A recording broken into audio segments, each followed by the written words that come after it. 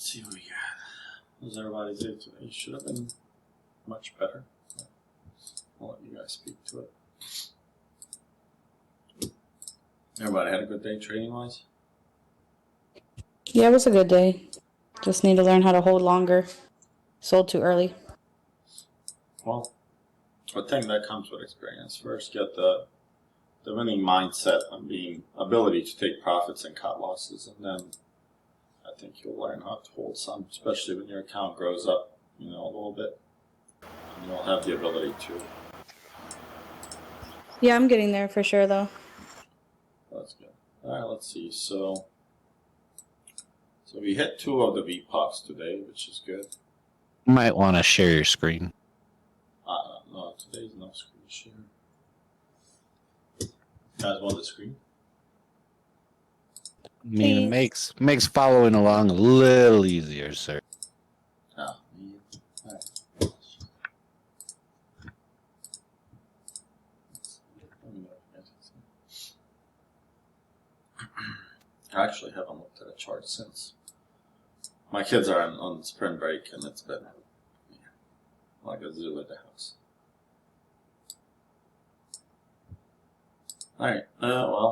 I think everything's pretty much intact. So if we do lose 41.17, I think the story is fairly quick. I think we go to that 40.80. I think there's a little bit of congestion here on bigger time frames around 40.84 in this area.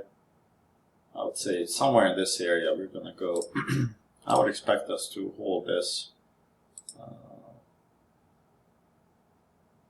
This one's a little bit less on the bottom side.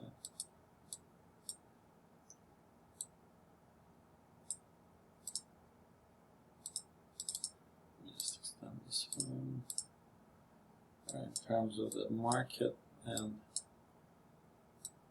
so now you guys know. I was a little bit skeptical on Friday when we closed, right? When we had this, I said we're going to have to confirm it, right? And we talked about this. They came back and they did confirm this today, and they held it, right? So if they're able to actually go above this 41.33 and whatever that level is tomorrow morning, if they open, way above it, I would wait for this retest to show up to see if they're going to hold this, and then you could potentially catch this to PD value area high, and even here to this high volume node here, like up in between, which is 41.55. So I would play this over the VPOC if they're able to regain it, but the only thing that doesn't give me confidence that we're going to go up and push is what? Anyway. It's a lowercase b.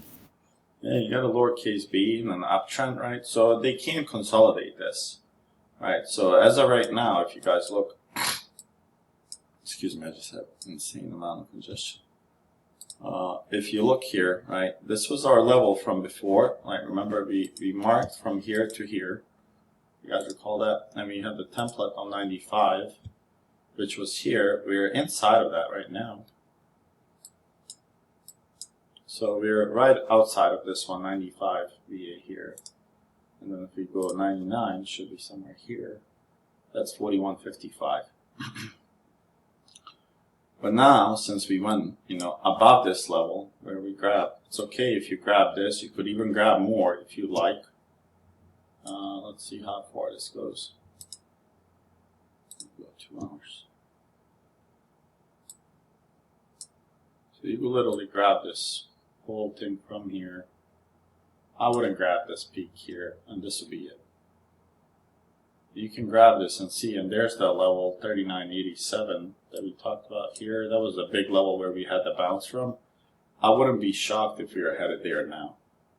And you guys see here, this level here, 40.93. I'm pretty sure we're going to get a bounce here. Does anyone call what's at 40.90? Does anyone recall that?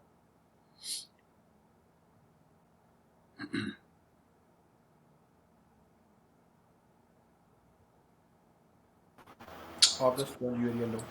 It's quarterly value area high. Right. So if you guys go on here,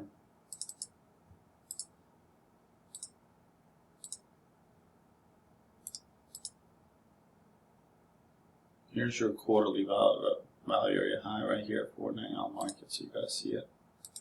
This level is going to be big tomorrow if we do decide to come back to it. So if they decide to lose this VPOC, there's a high chance here you're probably going to go to 491. And if you look at this volume profile here, there's really not much stopping it after, you know, even the 4126 here. Tiny little shelves. Once you lose 4114, it really speeds up to 491. So tomorrow your goal is to watch this and see if that happens and take that trade into the low liquidity area, which is the low volume node. And I would be careful shorting here. Of course, does everybody understand why?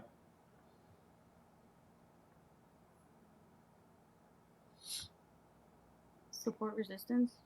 Well, it's also, yes, correct, but it's also the flip, meaning that they're going to try to accept the value outside. So if they want to accept the value outside, they need to hold here. So most likely buyers are going to show up. The initiative buyers that took it outside, now they become responsive buyers here. So now you're watching to see these guys react when you come to this level. And I'll most likely be long here as well. Does that make sense? This is a big level here. Very big level. Makes sense. So now watch this. I don't know if you guys did this on quarterly.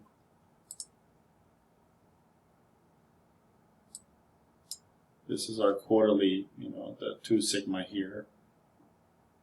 4177, and we were very close to it. I think we hit 4171, and we never really went over it. So this area here is very congested. There's a lot in this area where we're rejecting right now.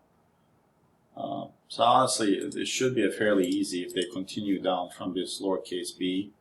As soon as you lose this POC tomorrow, if they give you a spike tomorrow, remember your goal is to short the nodes, meaning, you know, you want to short the tops here somewhere. So if it gives you that PD value area high where it was from yesterday, that might not be a bad short, because right here I would say you have a really nice volume node here. Let me adjust this so you guys can see it. So you have a volume node here and none here. So this becomes a really massive node right here. You can break them down into two if you like, but this is a huge area here for tomorrow. So I'll definitely watch that for rejection. And you can find the POC from this area somewhere here. And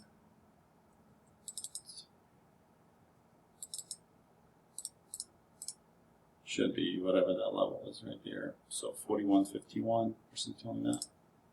I'll definitely watch this area for tomorrow for rejection. And then, you know, you have a POC from here.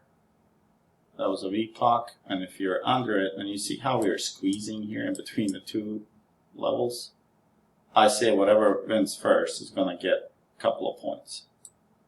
Probably like 15 points up or down. Whatever wins. You know, if you go over this, you're probably going to get, I would say, somewhere, let me delete this.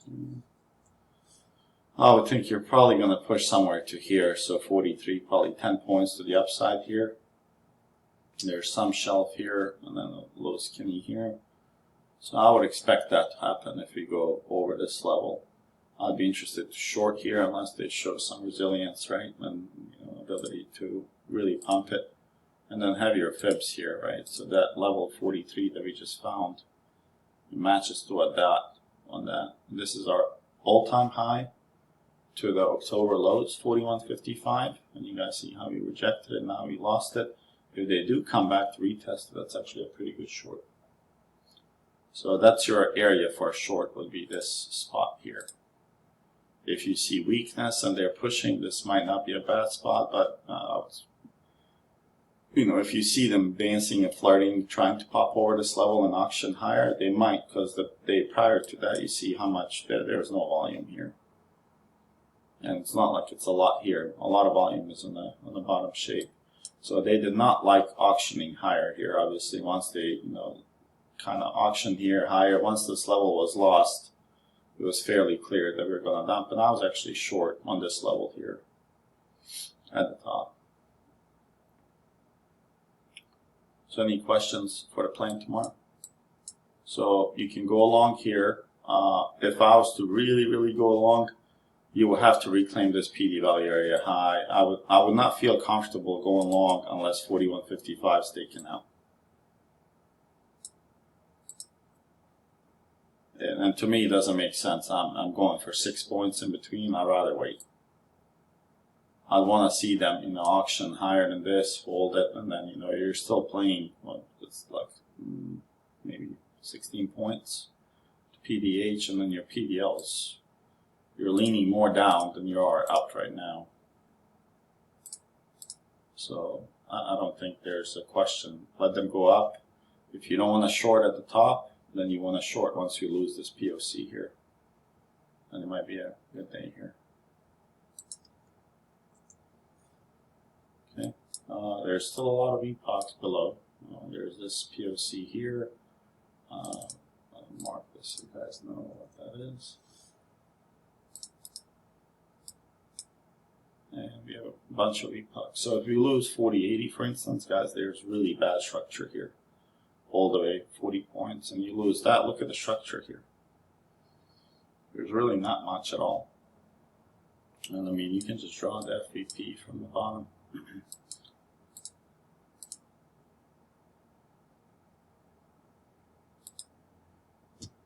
And there's that 480 level again coming up. And I think this is the level they're targeting, guys. I think tomorrow there's a high chance we go here. If we lose this, as obviously as you guys see it here, just use these shelves that you have. They'll give you a really nice picture where you can kind of go short. This is a really good safe short. You take this, and then you can short this. I would say all the way to here. So that's 16 points here. This is really, really safe stuff. I would probably short it right below this PDL and this VPOC and drive it all the way to this Q value area high. If I see weakness, that they drop below the 40.91, there's probably a high chance you're going to be coming to this cumulative or composite POC here. And I would be careful. I think we get a bounce here at this level. So just FYI.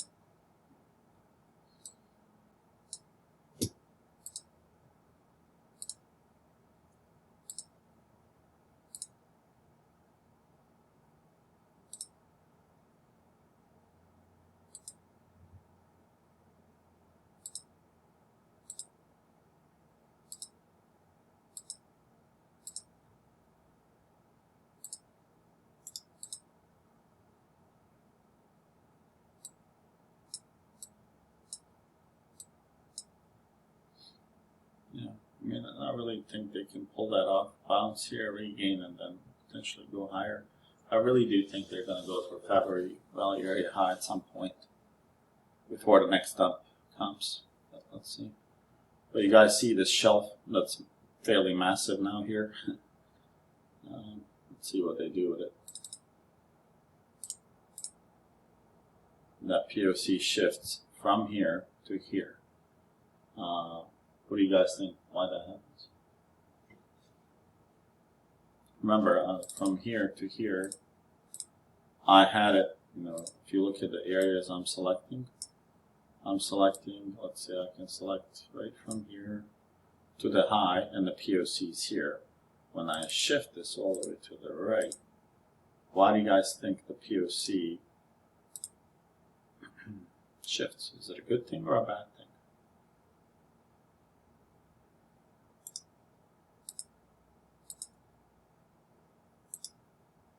Is it that they're happier trading in that area? They're happy around this price, right? This is the magnet. It could mean that it's a distribution at the top as long as what happens.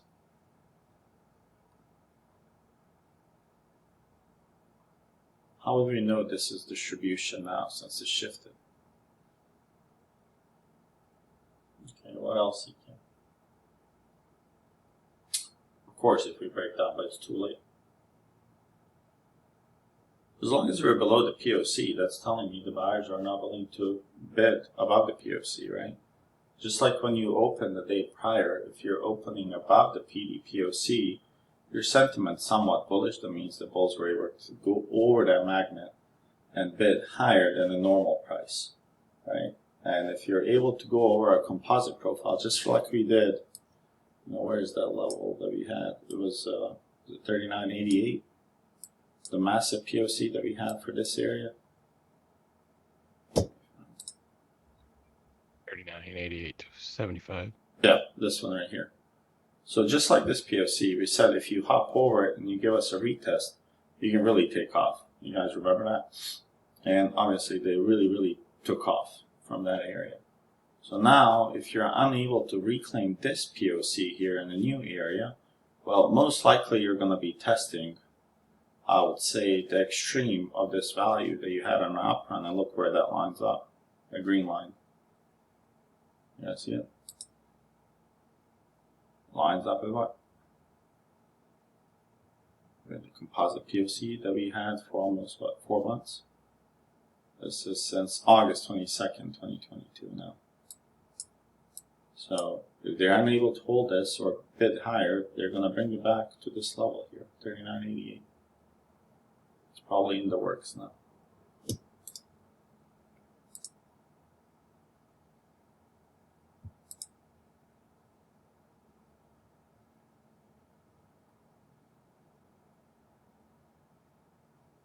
Okay, any questions on this?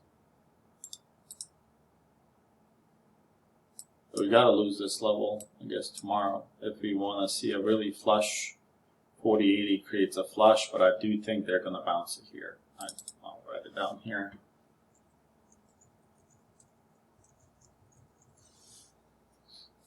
So this area here, 4090 and 4080, will be area where you don't want to take too many trades. You don't want to trade in this. This becomes really congestion here. And you can see that. You see the value area here. This one and this one's pretty thick, so I would avoid trading inside of it. But everything's pointing that once we lose this, you're going here. So that's what, like 40 points? Yeah, almost 40 points.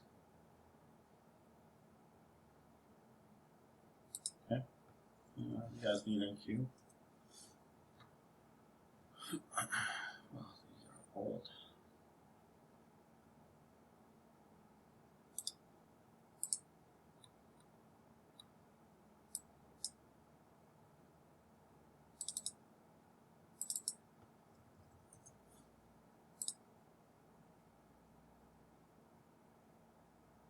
Wow. What do you guys find interesting in NQ here?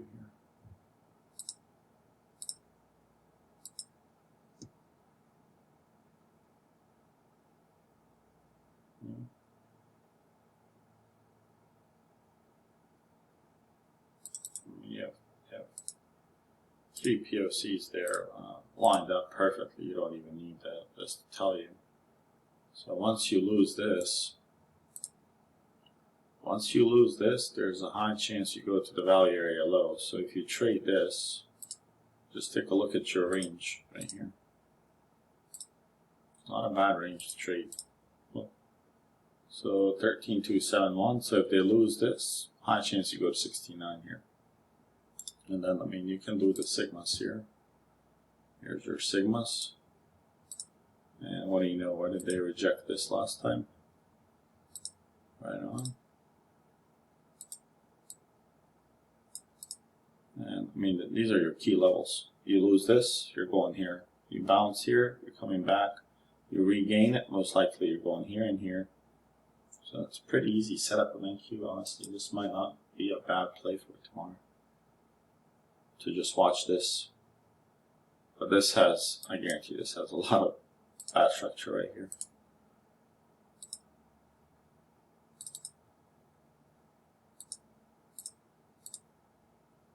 Yeah, so this is now the massive POC here at 1378.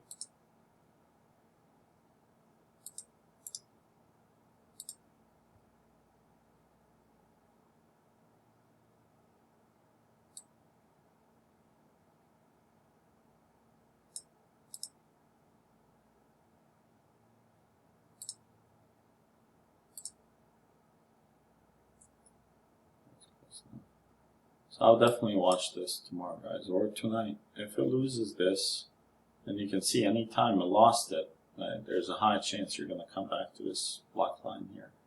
They bounced it perfectly here. Pretty sure they're going to, if they lose this, they go to the bottom here, and you can catch a nice move. And if they lose this level, look at this on the left. Just pay attention.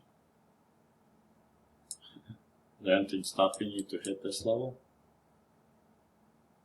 I think this is doable tomorrow.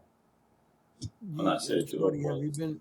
I Sorry, think have you all been of this is doable tomorrow right here. The whole move is doable. Have you guys been on too long? For about 2.5 hours right now.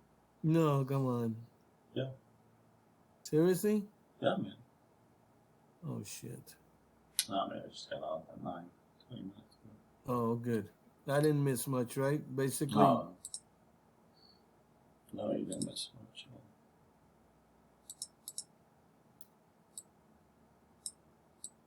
Okay, so that's what I'm watching on NQ. I'll kind of stick to this, and then on 30 minutes, this is gonna have some probably VPOCs here on the bottom side.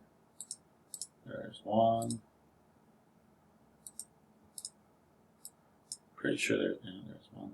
7. So there's one at 208, 1208.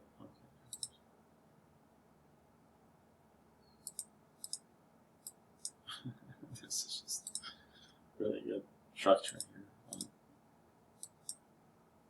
They tag this one here. Okay.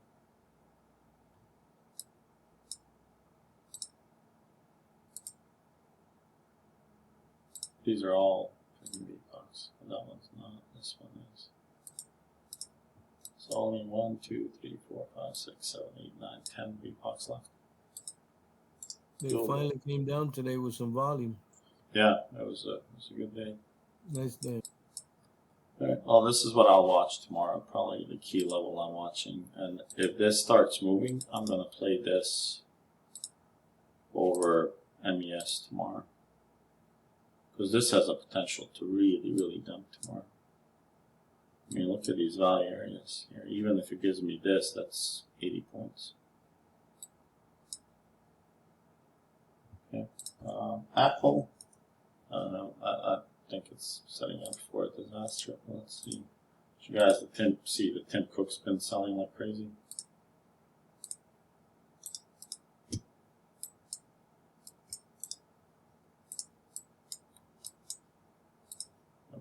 Yeah, Tim Cook's been selling shares. Yeah, this is headed to 152. Let's say we should be okay on the contract.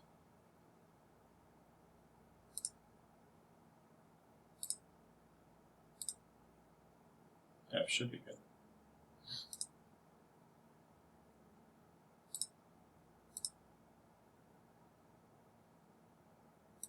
So we have the 21st, so we might have to sell it a little bit sooner just because of Theta, but I think we're okay here.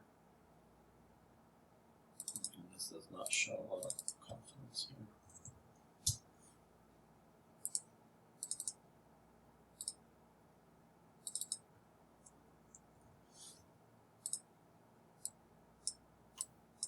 So I'm looking at this, the value area high, at least 160.74, and we got 160s. There's a high chance that there's going to go here. If they really want to hurt American public, I guarantee you just kind of sell off Apple, and then the Americans are going to panic. Because that's the only stock that they have in 401k.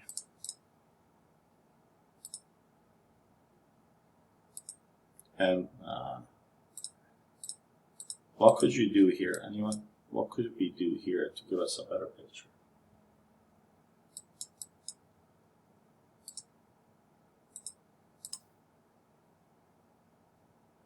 Could we Fixed maybe, volume profile. yeah, maybe you could draw a volume profile here and take a look at the real levels, right? So we know this is our, and I'll do this multiple times here so you guys see it.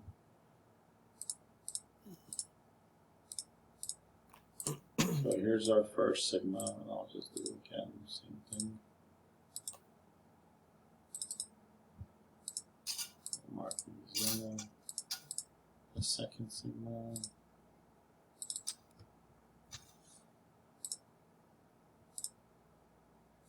grab this guy again and get my third signal real quick. Should be up there somewhere.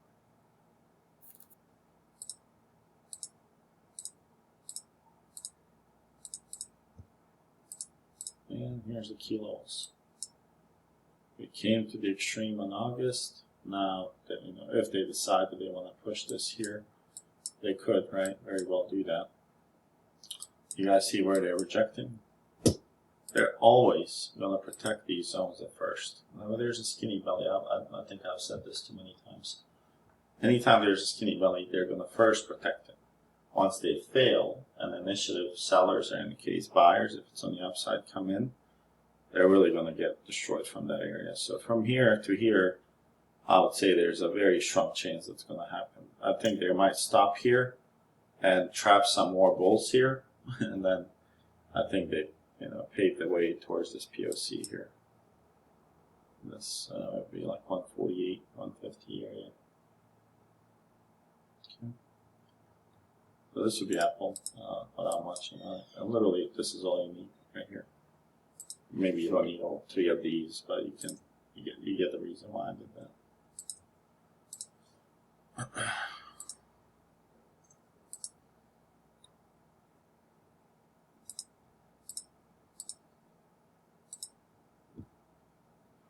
Yeah, I think it's coming back to 150-ish. Okay. The Tesla dropped below 190. Oh, it's in trouble. This is actually setting up for a really nice dump here.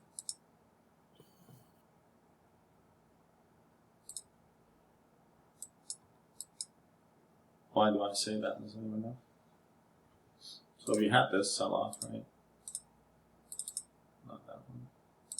This one here. You had this sell off from here, and you had the area. So something like this. Came very close. This sold off. Yeah, there's a support level right across. So now, if you lose this, right, and you're making lower highs even from here, so we know if this is a consolidation, just look for candles that are really overlapping here. You know, this one doesn't overlap, no overlap. There starts the overlap right here. A lot of overlap. So if I go and I would say drop this one. Now let's see where we reject. Magic. Yep, there goes the overlap. A lot of bulls got excited here, guys. They were super. I saw people posting they will run naked if Tesla didn't open positive on Monday on Twitter. I just laughed. It's funny because it doesn't have a setup for a bullish formation. It does for retail, and hopefully you guys see it, but hopefully you guys don't play it. This is where they make money off of you. Does anyone see it?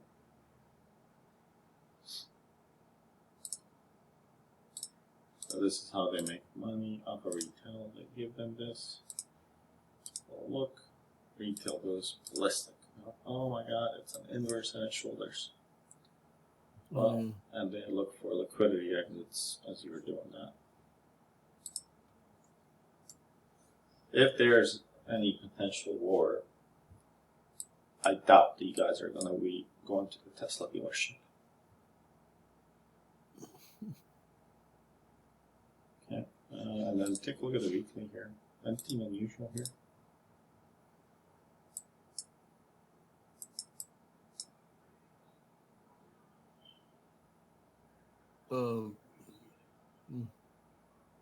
There's no volume. I was about to say that, but I wasn't sure. Yeah. There's your monthly. Yeah.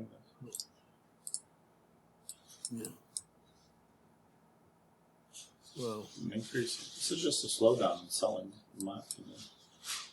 If they really want to, I would say, if they really want to make a statement here, I'd say go above this level, 206, and have a daily close or a weekly close above this, right here. And how many weekly closes, let's say call it significant ones, did you have about this level? Not much. None. So they reclaim this level, and you want it to go something like this. This is not a retest, guys. This is not a retest. You want it to go. Let it go. Let it come back. This is where we go along. We let the idiots drive the price here. Then they're going to bring it back to us. Once they bring back, the money, then we go along here and drive it. At least we'll know where to get out, which is here. Mm-hmm. They'll give you a consolidation here, right? So the market goes through the phases of accumulation, then they have the markup, they distribute, and then they have the markdown. And that happens on every time frame, I guarantee you. If I was to go in any time frame here today, here it goes. There's the accumulation, there's the markup, here's the distribution. Oh, say this is tighter here, and here's your markdown. And then here's your redistribution here, and now you're watching this here. They're able to reclaim this, it opens up the doors. But even, it happens a lot, and it happens everywhere. So, I saw a lot of people are bullish on Amazon. I'll let you guys be the judges.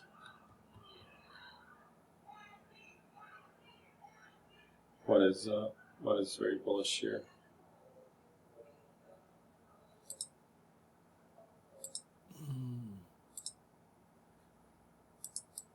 Who would want to buy Amazon here? I'm being honest. Which one of you wants to buy Amazon shares right here?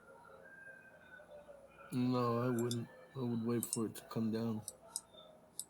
Yeah, there's really no entry, guys, here. If you guys recall this level on Amazon, I'll give you an idea here. This is not a level where you want to be buying.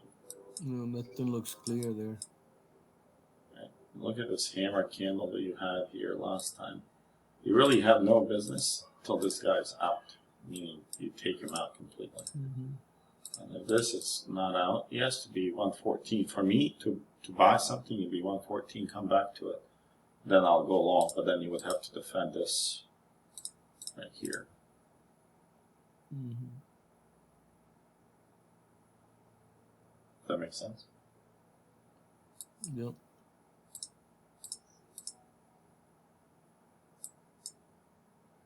Yeah, most likely comes back. Probably will come back here. Has a epoch somewhere in this area.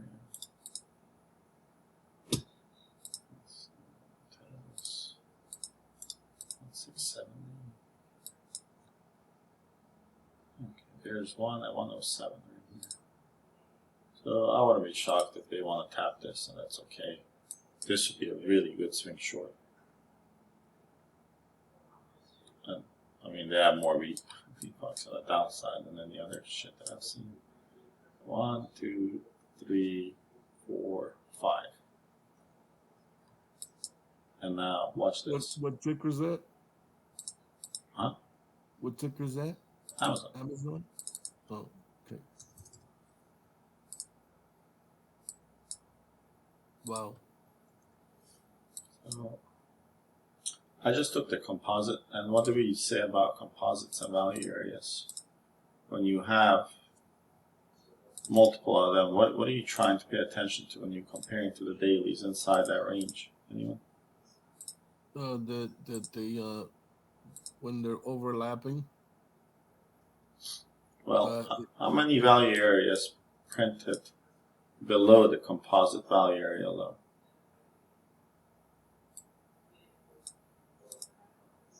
One, two. Here they went higher, right? Yeah. And they're, this is, I guess today they went higher for some reason. And then if you look here, let me just go in 4 hours. So here's your volume in 4 hours.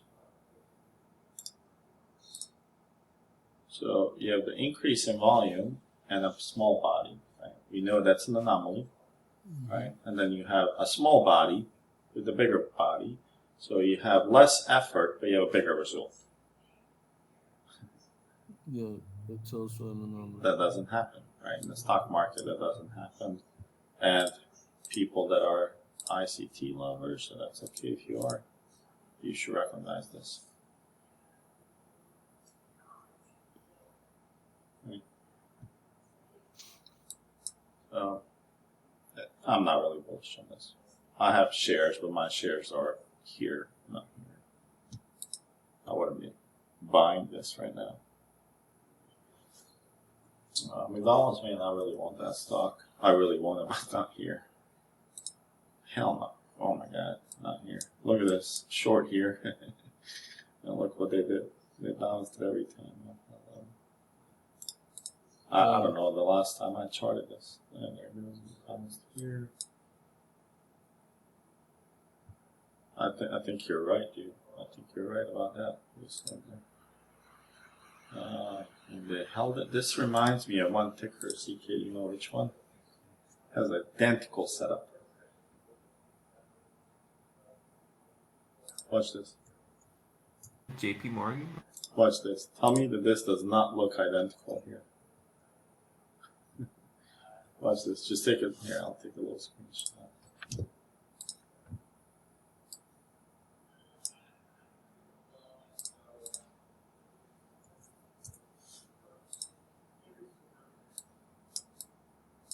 Look at this. Peak here, lower high, big candle, break it, consolidate, and then another spike, and then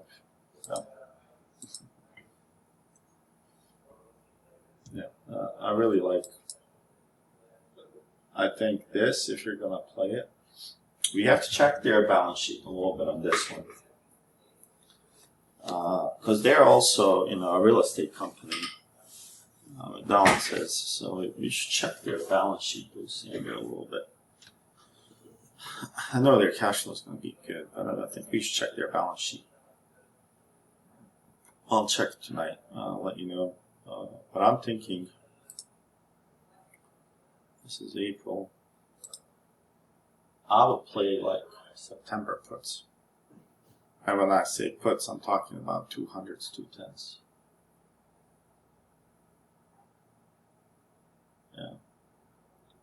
I don't know. How many of you guys love eating at McDonald's? Just a question. I'm not judging you. I just wonder. How many of you guys regularly go there? Like, I think the last time I had McDonald's was like 3 or 4 years ago. For me, it's been 22 years. Yeah, I don't play McDonald's. That stuff. In university, it was like common, but after I left, I stopped it. Yeah, I honestly think we're headed somewhere 220. Even this 230. The bottom's 228.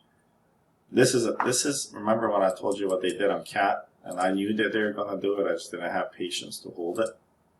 You guys remember that flag when they did the flag? Yep. On when they did it on CAT, they ran it. I honestly think this is coming up. I think they're at all-time highs. I mean, everything's dumping, but McDonald's is at all-time highs. Don't make sense. Let's check that. Look at the volume here. I mean, nobody's selling it.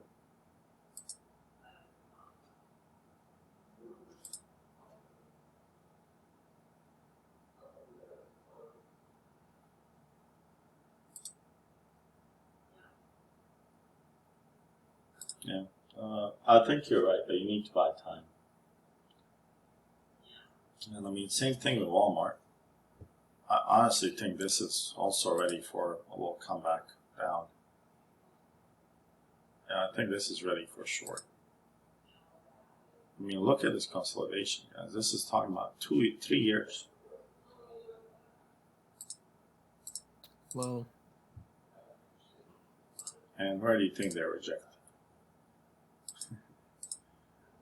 They didn't even come to it. They're short $2. I think this is a prime one for short right now. I'm gonna look at some 140 puts for May, June actually, and already in April for June. And all of the Walton family has been selling the stock like it's, I mean, like something's happening. They've been offloading heavily. 140 puts Walmart, For June, yeah. For June. Yeah, I mean, I just think this has ways to go down. The video. No video.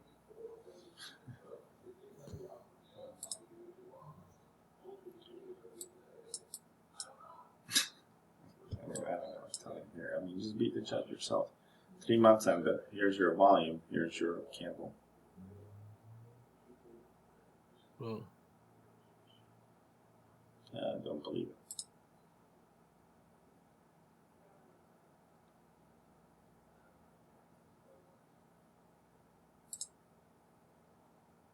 Yeah, I mean, I think this is ready to come back down. Yeah, they can reaffirm whatever they want while their owners are offloading here. I don't really care what they say. I think the next level we had in the video was 300. We had 279. We had 279.87, right? Anyone has that level? 279.87, or am I coming up with shit? Was it the accumulation? Yeah. Yeah, this, maybe it was this one. Why do I have 87 in my head? I mean, this, yeah, there it goes. 279.85. I had 87 for some reason. We hit it to a penny. And we said if you hop over this, they're going to trap probably more. And at this level, I would probably go very, very heavy on puts by a couple of months. Something like I did with Baba, if you guys remember. I don't know if you guys recall. When it was here, I was really, really excited to short that and drive it all the way to here. You guys, I don't know if anyone. The 90 puts. Yeah. I remember that. Yeah, the 90. Well, I had the 110s, right? And those went in the money really quick here. And then I was almost at $115,000 worth of puts on Baba. And they came right to this level. And what they did, they dipped, gap over. What do you think they have to do now? There's a high chance they're going to come back to this. Once they lose this, right here, I would say 97. Guys, they're going to fill this all the way down to 87. So $10 gap on it. AMD, I'm not interested till 55. It's at 95. It's about to collapse. I think they're, and even these other companies guiding down on companies' chips. For instance, I know my companies, right? So most companies still did capital purchases on laptop, and they're switching to leases.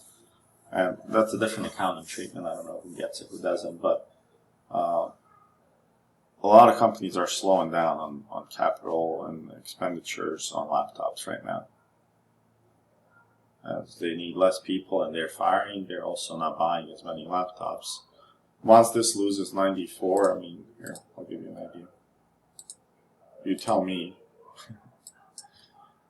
where can it go? This is your volume profile since March 13th. And where's 94? 94 is, I think, right here. Oh, wow. Oh, there's, you see that. I mean, you have $10 drop here coming. Yep. So long term, I think it has a little bit more. Bounce. I mean, look at this here. Holy moly. A giant candle here. And then a bigger volume. What do you think happened here?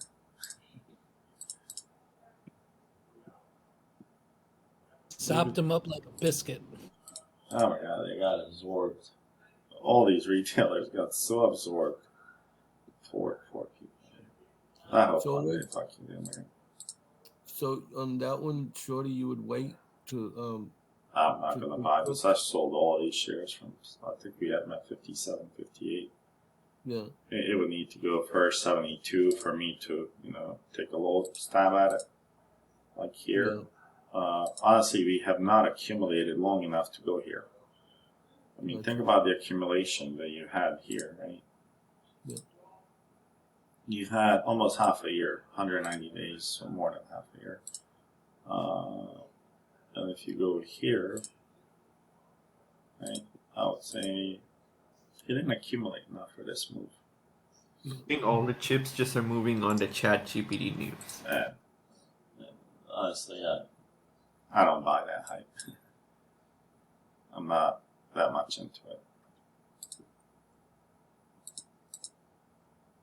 And I think the most quiet company is going to win this battle. I'll bring it up.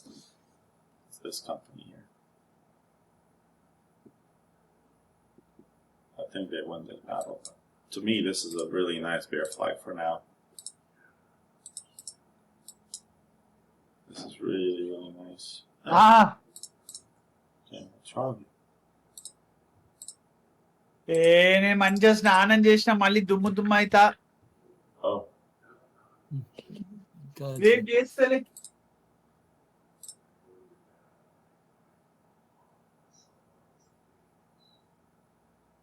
I don't know, short what, blue sander? Hey guys, NQ is dumping. I'm telling you, this has potential to go right here.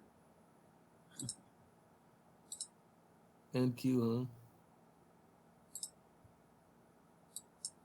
There you go. They're about to clean this up here. Why are my levels? Where are my levels? There it goes.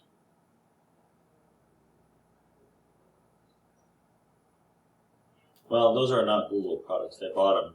It wasn't organic growth or idea from Google. They bought those companies. I didn't think they're good companies to begin with. CRM, yeah. No, CRM's far from our target entry. CRM is way lower.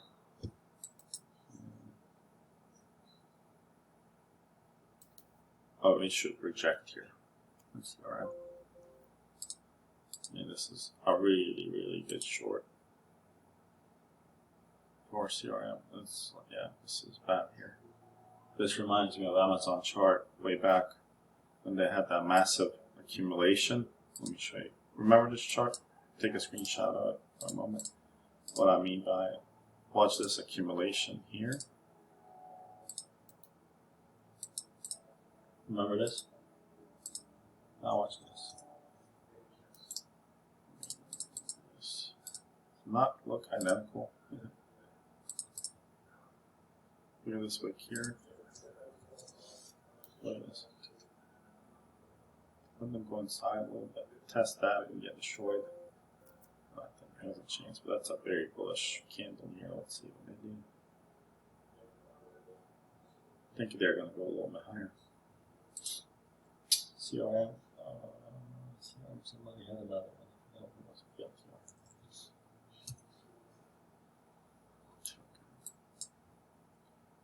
Got what they do. They do something with data.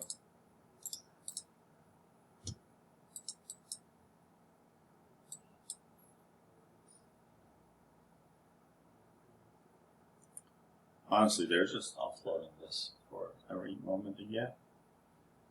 They're just selling this. Whoever's selling this, so they're just selling it. And I mean, this is a massive accumulation here. Look at this.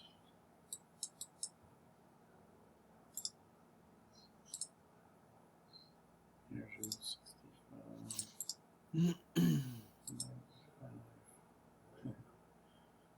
Surprise. Look where they rejected that. CD. That was already formed. I didn't need this to be formed. They will have a really tough time at this level. If you get it at 630, I'd consider buying it but not for holding. I don't know the company, and I know their idiot CEO can't handle this company. Insiders keep on selling. I honestly don't see any value. I feel like this is a money laundering company. I mean, you don't go up here and then you dump $6. Something's not up here.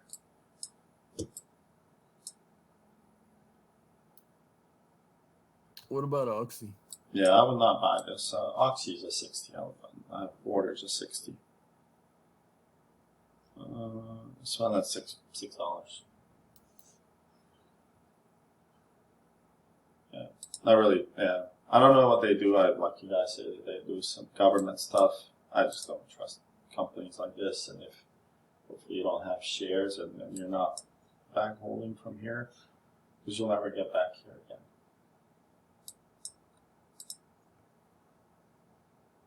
And just to give you an idea, if you want to get back to all-time highs, do you guys understand what has to happen? 0% interest rate. You guys, you have to get 432% of the stock. The odds of that happening very soon,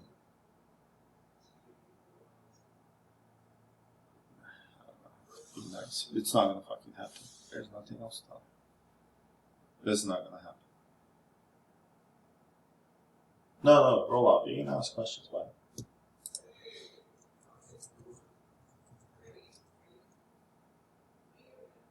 I got a ton of them, so just let me know when you're ready. Well, I'm ready. I'm born here. All right, so you guys know I'm the new guy here, right? And it's more about the VPOCs and the I guess prior POCs. Like today when we were coming back down, I charted the VPOCs, right? But then there was also a couple of prior POCs which only had one touch because they were, from prior you charted day. on what? Sorry, on ES or SPY? ES, because I trade primarily SPX, and I'll Okay. chart ES to trade SPX, and I will In the occasionally range trade today, there was SPY. only one POC. Which one did you have? So there was a VPOC and there was two VPOCs that we tapped. Which other POCs do you have in that area? Okay, well there was a prior POC at the value area low, which was is 41.49.25. 41, 49. Oh wait a minute, let me here. Mhm. Sorry, I'm getting my chart up. Yeah, we didn't have a POC there. Let's see here what I got. So I wonder, do I have my settings off, Dan? Because I have it that it was a POC that was touched before, but it wasn't a VPOC. But Can you tell me the it date was a, that POC is generated on? Which yeah, session? 1 sec.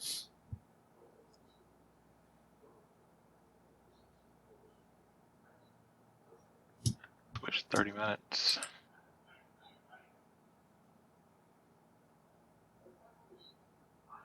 Session volume profile and so this one was February the 6th. February 6th. Yeah, because I've been going back 30 days and doing my charting. So February 6th is right here. Yeah. That's not a VPOC, right? That's just a regular POC. Well, I had it listed as a 41.24. prior POC because they had correlation with the value area low of the prior day. What So number was that? February 41.24. So that this And I one guess right that, here. yeah, that's If the you question I wanted to find out. At what point should I?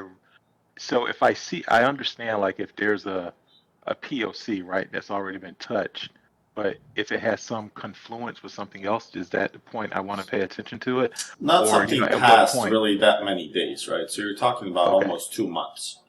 And whenever you have multiple stacked POCs like this, so take a look at this action here that you're zoomed in. You're stuck on this one here, February 6th at 41 something 24ish. So if you take a look at this area, the best thing to do whenever you have this consolidation, so if the value areas, the ones in the white, are overlapping, I would say it overlaps here, it's under here, then it's almost like a bullish engulfing value area here compared to this one. Overlap, again, bullish engulfing to this one, engulfing, not bullish engulfing. Then you have the under, then you have over, under. So the best thing to do with that is you grab the FVP and you grab the right tool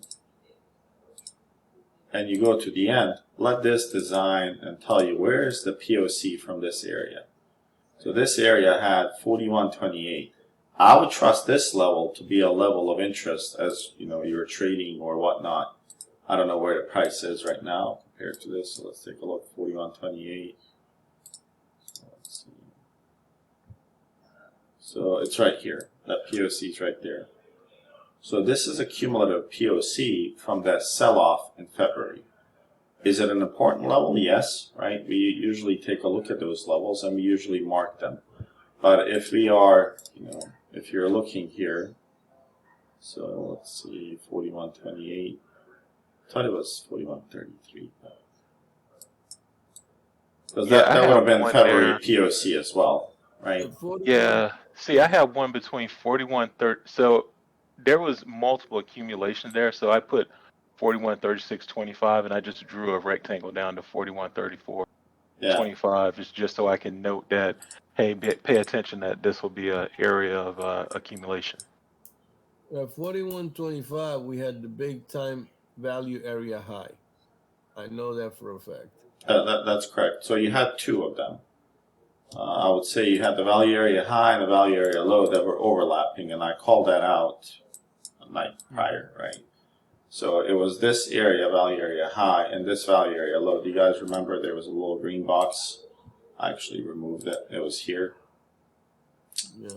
So I had that box here for potential bounce, but the 41.33 is the level that you're referring to. This is February POC. Yeah. And that, if you think about it logically now, roll out. So if I zoom out and go back, if a lot of time and volume was spent here, of course, most likely, if you count the days, let's see, from here to here, so you spent 16 days in this area. I would say most likely that's going to be a February POC, and when you check here, you'll see. And usually on something like this, I rather trust the higher level time frame POCs. And look, it's right there. This is your February profile, and you see it sitting right here, which is a 41.33-ish, 31, I believe. 41.31.25 was the level. 41.32.25, yeah, and that's been a really strong level that's been. So instead of finding a single POC that corresponds, and whenever you have a congestion and overlap, and the best way to find if you have an overlap on something like this is if you go on a daily here, right, and you look at this is the area. Now if I look at it, you see a lot of candles overlap, right? Overlap here with the wick, overlap, wick, overlap. There's not a lot of continuation to the upside or downside. If this continued higher, great. But then they stayed here. So instead of grabbing a single day from here, you just draw this POC here, and that's the level right here that we kind of had, right? This was 41.43-ish on the daily here. Okay, so that's how I would look at it. And I wouldn't try to go past at least 30 days to look for individual POCs. Usually within 30 days, you should be able to find your level. And I don't know if anyone's short here, guys. This is about to flush. Okay, shoot me with your next question. Does that answer your question then? Answers the question, and as I get used to, as I start drawing them, I'll pay attention to them. But so I'll focus on the VP. So if we had a run up, focus on the VPOCs and run up, and I reach an area of I call it premium, right? If I reach an area of where technically I would personally not buy. That's when I'm going to start looking at the VPOCs coming down. But chart both ways, right? And you play You can definitely do that. Okay. And then for the fixed range volume profile that you drew, or even the which you have listed there, is there any? So when I drew earlier today, I drew the fixed range volume profile instead of fib, and that was actually I found that to be a little bit better to give me more of a point of reference with the POC and kind of to see where the nodes were with the accumulation. I notice how you have the blue and the yellow. Is that more? Is that an accurate, I should say, depiction of buying and selling? Meaning, there's more buying versus selling. Will you ever have a case where it's more blue than yellow or more yellow than blue? I don't really care can for you use that? Okay, I didn't know if you could use that as a confluence to kind of see how. No, I don't. The I mean, people use it, but when the order comes in through the tape, one order can be executed as everything that's above ask is not bullish.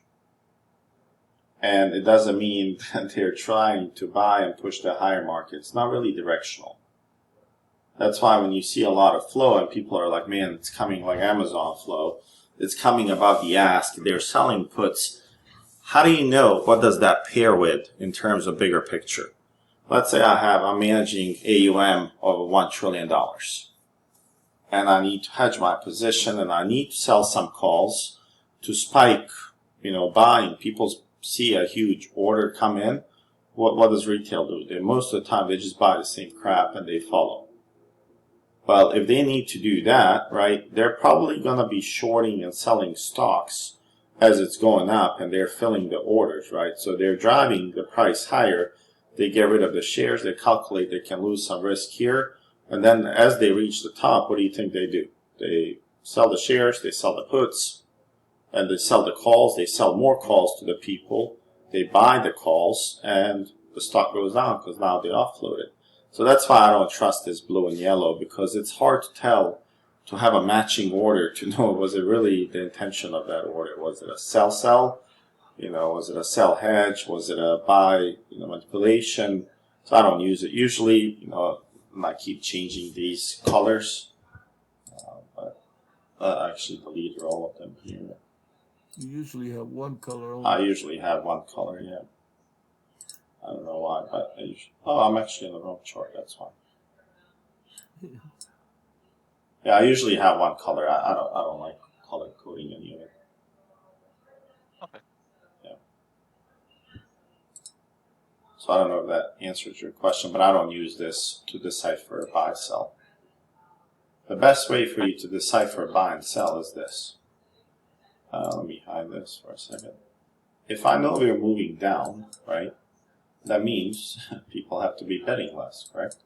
Just a simple auction, right? If I know you're selling, well, then I know that each one of these represent majority of sellers, right? There are some buyers in between, but their intention is really to drive the price back and fill the imbalances and sell it, continue down.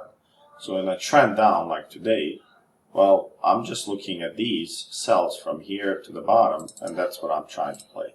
And I know a majority of these shelves are selling shelves. So if I go something like this, and I try to look at these shelves now I'm able to see, where is majority of these. So let's see, the POC sitting right here at the bottom. So it's in a B-shaped, profile. It looks like a double B, double distribution. They should not really go above this 41, 43 tomorrow. They have no business going above it, and they're a major shelf. And a lot of sellers were here. You see they dumped the price, they let it come back, they dumped it again. Now they let it go above, and look where they are again. They're right below it. See that? Here's the POC. That's where the sell-off was to begin with, 41, 43.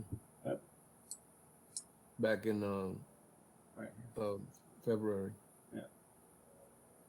That's the POC as well, for that one major one that we just circled earlier.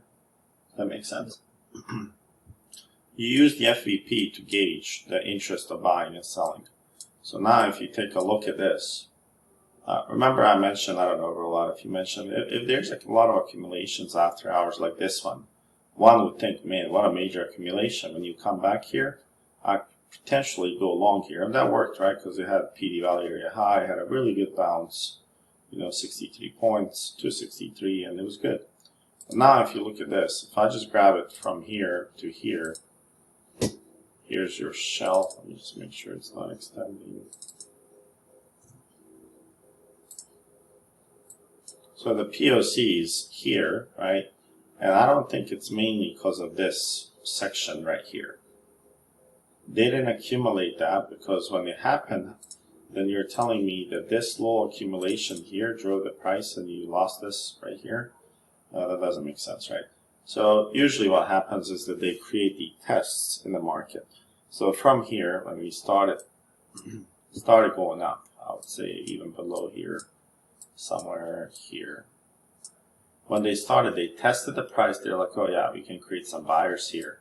Then they accumulated a little bit more, and then they really started pushing. And you see how fast they picked up from here. they really went. I mean, if you draw an angle line, it's really, really high angle how they're growing. If you just do this, it's a very aggressive slope here. You see that? So usually what they do is like, hey, if you don't have a lot of time, try to drive the prices as quickly as possible, drive it with momentum. And what does retail start thinking when there's momentum behind something? Did FOMO jump in? It creates panic, and they're like, hey, I missed it. And then they speed up again. They accumulate, and look at the speed. Pick up, accumulate, try to speed up. And eventually, what they're like, okay, well, think about it. They filled up their inventory somewhere else. They filled it up probably at like 30, whatever, 600 we were at. Now they're trying to create this momentum so they can exit. As they're creating this momentum to exit, now you can see that there's not a lot of retail buyers. I mean, when you check on a daily, institutional buyers, when you check these dailies right here, we talked about this, the volume is really descending. All the way from here to here, volume is descending. It's not really increasing. When the price is going up, you want to see the volume also going up. Here, there's no confirmation institutional is involved at all. Like zero. They might say they are, but the volume says otherwise. They're really not involved.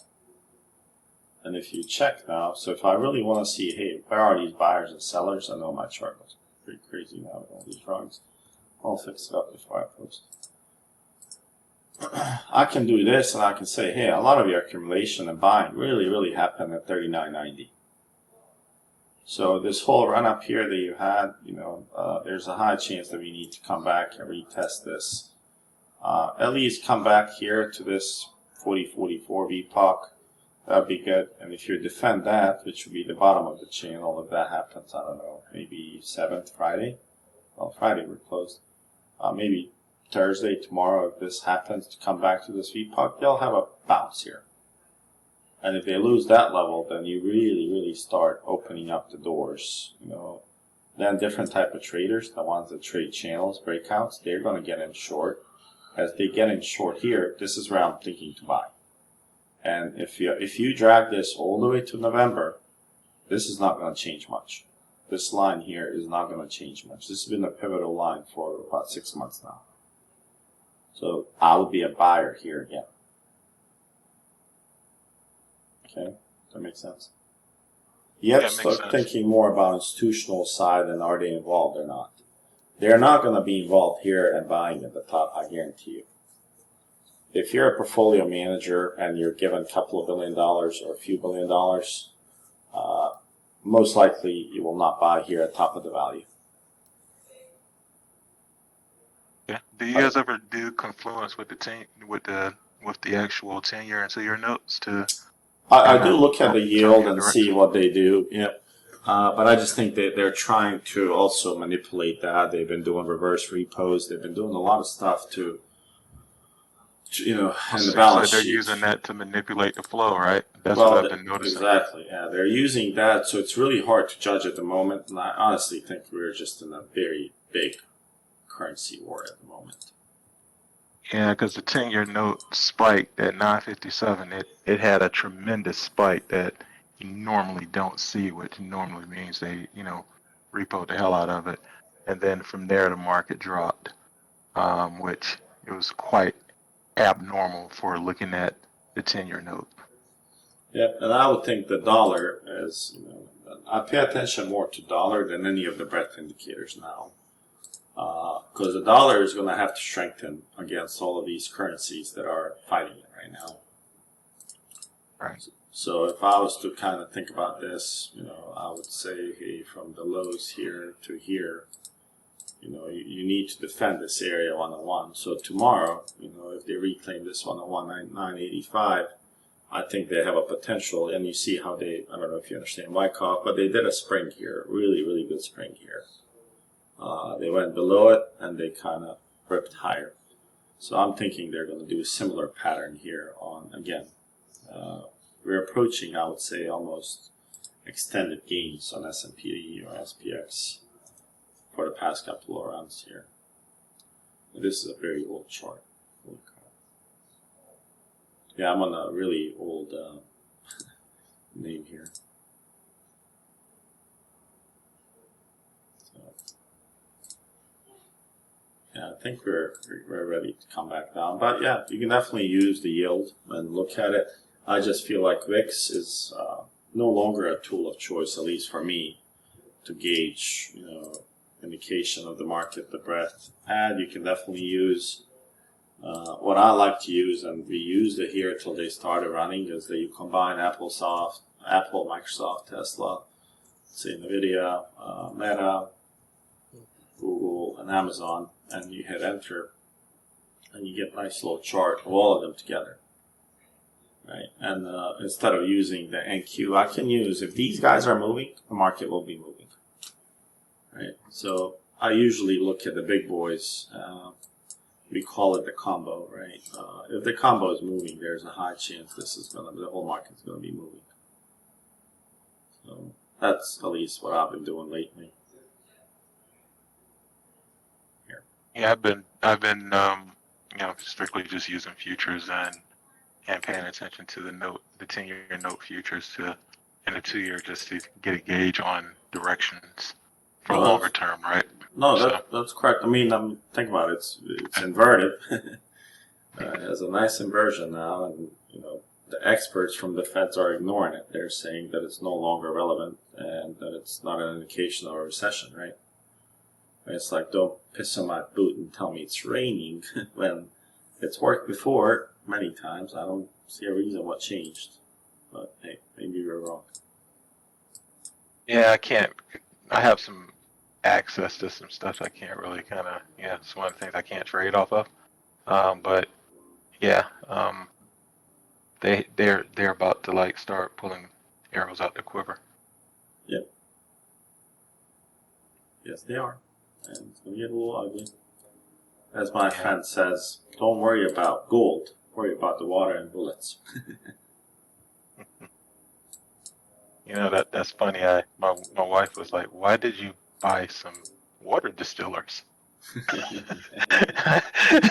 She looked at it. She was like, "Why did you buy these 4-gallon water distillers from Amazon today?" And I deal with a bunch of disaster projections for work and stuff, and I was like, "Yeah." I said, Yeah. "So you remember how a couple years ago I just started loading up on rice and toilet paper, and next thing you know, it was a pandemic?" I said, "Yeah." So I bought water distillers. Yep. Yeah, my whole house also runs through distillers, but I'm probably going to be accumulating water soon, as in this weekend soon. Yeah. But this, even if you look at this combo, right, this is a major. I would think, if somebody wants to add it up on that NASDAQ, I would think these 7 tickers probably make up more than 20% of NASDAQ. Probably like 30%. Look at this. Now, I haven't normally charted those together, and I will start doing that. That's not a bad idea. If you do this, look at this. It was, it's basically split in 2 channels, 2 values here. So if you go even the fibs from the top here to the bottom, the 50% here, if you want to call it the premium and the discount, is right there, and you can do this multiple ways. You can use this chart here, and you can figure out that this is the premium above, discount below. I don't see them going above this here. I don't see how. Apple's only 10% from all-time highs. Microsoft is at, I think, almost at 300. Yeah, there it goes. It's right here. It's at a shorting level. I mean, this is a really interesting 7 days candle here, guys. 3 days also very interesting. Daily also very interesting. I think we should look at Microsoft swings for maybe June. If Microsoft fails by any reason to Google on this chat, GPT, and AI, the only reason they're in there is because of that manipulation that if they take 1-2% from Google, that they can grow revenue. I don't think Google, with the amount of data they have on personal users, is just going to bend over and be like, "Hey, Microsoft, why don't you take it all?" I don't think that's how it's going to work. Yeah, plus Microsoft's bread and butter is corporate revenue, right? With their, and if you look at what they get paid for, and corporations are not going to let you loosely take data, put it into their ChatGPT. metaverse. No, there's Exactly, no and way. then use it. I mean, all the companies I'm dealing with right now, the first thing is like turn that shit off. Sorry, turn it Well, I off. mean, all of it's blocked in my work, and we also, we have imaging on computers. We also have the tokens, the RS tokens. None of the data in my company is going anywhere else but my company, and it's impossible to actually get it out. And we're not going to feed ChatGPT to make other companies and people's lives easier. In my opinion, I don't think companies are going to sign up for that because you're sharing your IP knowledge at that point. And I don't know. Yep. Shorty, I apologize And for Google being. is far ahead of them in natural language processing, where they can process the language Oh yeah, in 10 times memory. faster too. Yeah, exactly. They can process in memory and do light speed ahead of what ChatGPT can do. Because ChatGPT, just for people who are just not aware, if you look up IBM Watson, that's exactly what ChatGPT is going to become. It'll just be a glorified way to predict the weather. Yep, pretty much. I think it's a cool tool, but it's not going to get the adoption that they think it is. Like we said, I think Microsoft bread and butter is commercial corporate money. I know my company, we send them $180 million a year on ELAs alone, plus like an EPS. Yeah, they just wrote $7 million for it last week for overages. So they're getting us pretty good as well. Yeah, no, they hit us very hard. Shorty, would you please mind doing ES before we leave? I apologize for being late, man. I was at the hospital. You didn't bring the PC to the hospital? No. Yeah, so for us to even consider, looking at it long, if you're scalping, you really got to auction here. I would say you got to auction here 41.36. You guys should be familiar with 41.36, especially being 41.36 and a half actually is the level where it's really, really important. If you guys draw the shelves from the left to the right, you'll find a big shelf. Take 50% of that shelf, you'll find 41.36 and a half. So that's why that level is important. If you auction higher than 41.43, I would say high chance that you're going to go potentially to that 41.55. I'm really not interested in shorting or going long tomorrow until, let me show you the daily profiles. Until I see the auction. I roll out, I mean, cut you off, we'll cover the questions. If you look at this here, this is a lowercase b shape. There is a scenario, right, that this happens a lot where they have a short cover rally from here because it becomes a dual tape. If we don't take out this quickly tomorrow, we're going to have a short cover rally. That means that people leave the pits on the trade floor and then they just leave till the price becomes to a desirable level where they want to sell again. Remember, I did the same exact example for you guys a few weeks back with Marketplace on Facebook. If you're not able to break this quickly tomorrow, this is our go long level. I know it's scary, but don't be scared. This is where they're going to buy. People are going to walk out that were short. They're going to close their positions, and then we go higher because there's not much resistance. You guys think about the ask and the bid. Ask, is just going to look thin, and the bid's going to look strong, and the bid's just going to eat the ask side. Okay. So for me, on the long level, if you want to play it above this 41.36, that's okay. You can play it. Just know that you should probably be scaling out 43, 49. You should be looking to kind of get out, right? And this shelf here should be a nice rejection. Sometimes what they like to do when they do this is they will spike above it. As soon as you see them losing this one, I would say they lose 41.55. That's also a good short. And you can catch this about 22 points move from this short here. 41.55, okay. That's if they give you this scenario, right? They can give you this scenario. They can give you a couple of scenarios here. The best scenario for me is actually shorting. If they go here, I want to short it. And then this POC, the PD POC, if they come here, I really want this to slice it and go all the way to this 4100 or the quarterly value area high. Did I write safe short somewhere? I could have sworn I wrote safe short earlier. on like a small text. 4100. Your AMD chart, I think, from months ago. No, it was on ES. I'm pretty sure it was ES. I said save short.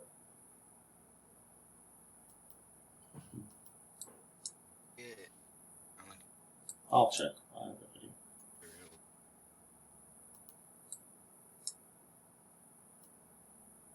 Okay. And NQ is, I think NQ is primed for it down. Much more so than ES, which will push ES naturally down, but they just gave you another short here, guys. When you guys look at NQ on TOS, is NQ what? Dash NQ, oh, a little slash NQ. Gotcha. So it'd be like this. Yeah. It's setting up for another short here. Okay. Rollout, did I miss any of your questions? That's enough for me for now. I'll throw some more questions at you, as I want to take time to kind of digest, make sure I'm absorbing the basics, and then I'll move on to some of the more advanced questions around the volume profile. I've been trading price action for a while, so I'm pretty familiar with breaker structure, and I typically try to trade tops and, tops and bottoms. I try not to get too involved in the first 30 minutes to an hour. No, that's good. That's really good.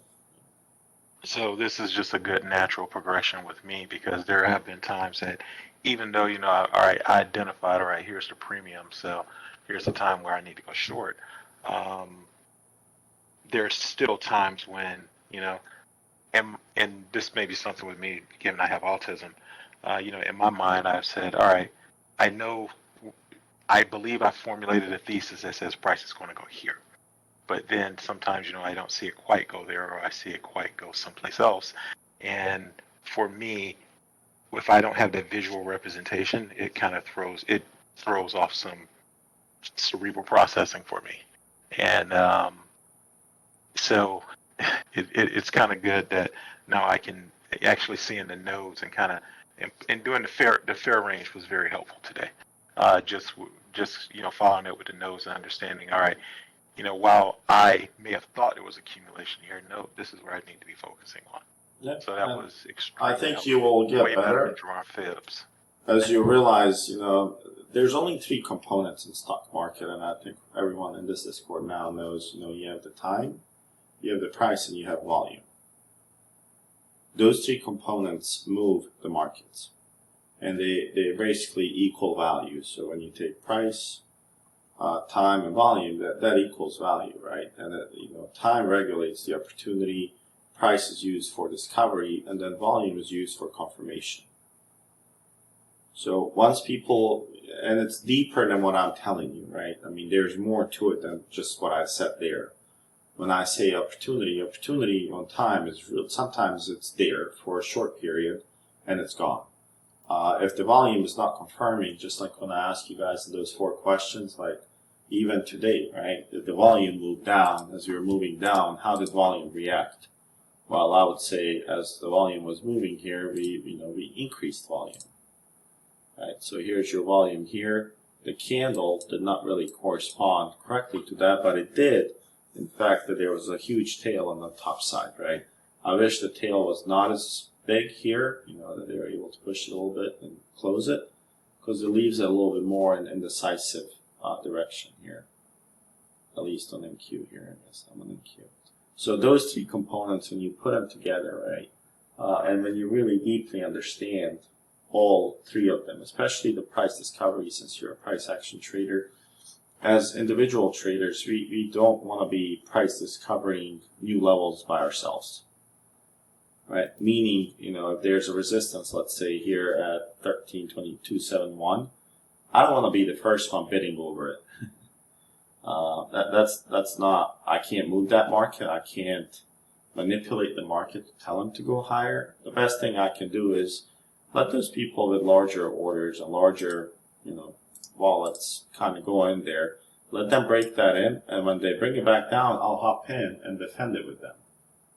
And, higher odds that I can catch safer moves that way, then that's the price discovery piece. You don't want to be discovering it on your own.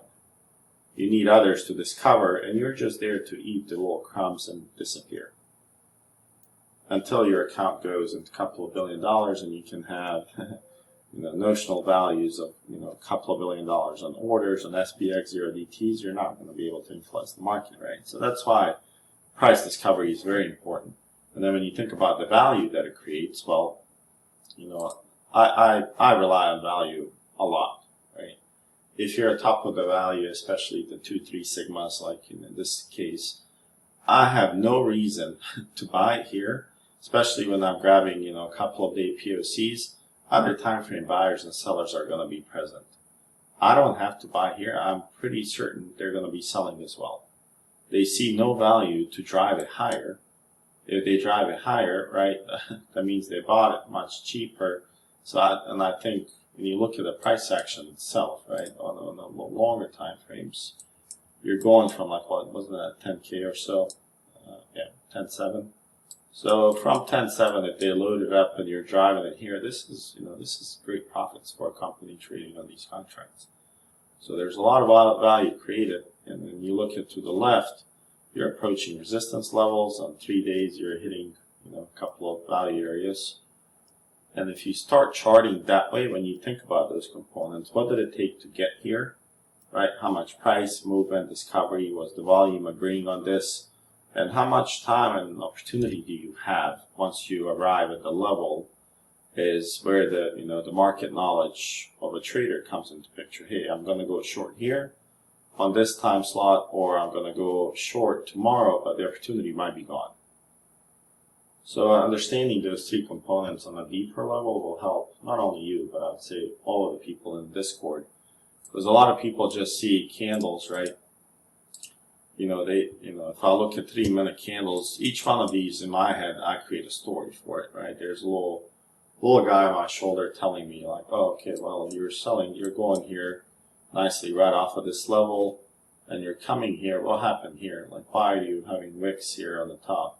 So the only way I'll be interested is once you take this with a nice candle, I'll look to go long. But I know you accumulated here, and that's just me talking to myself, honestly, when I'm trading. Let me see, it's extended. And I kind of formulate my opinions based on the price and opportunity. Hey, is my opportunity gone here? Or is my opportunity here, and I teach you guys this a lot, I don't have to short here the first time it arrives. For me, this is a much better setup right here to short than it is to short it here. You went above, you didn't like it, you came back and look now. As long as you don't break this right here, there's no reason for me not to even swing this short tonight. And that's just understanding price action now, opportunity. Opportunity was there. I necessarily would take this, or would I take this opportunity here? Yes. So those three components, once you put them together in practice, and whatever you know about price action right now, I don't know if you had read Anna Cooling book and understand the volume anomalies. I really think it's a good book to understand and kind of move forward. And if you guys are interested, there's more books on volume and deeper knowledge on volume than that one. So.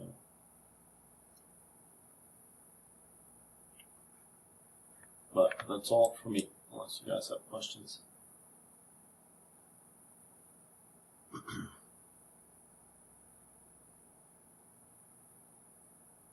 Thanks, Shorty. Good night. Alright guys, well, thank you, and I'll see you guys tomorrow. I do expect that we're gonna potentially have a continuation tomorrow. Unless we don't break that VPOC on the bottom that we talked about on ES, the 17 level. If we don't break it by 10:30, we're gonna go long. Thanks, Shorty. Have a good night. Guys. Thank you, Shorty. Thank you. All right, take care.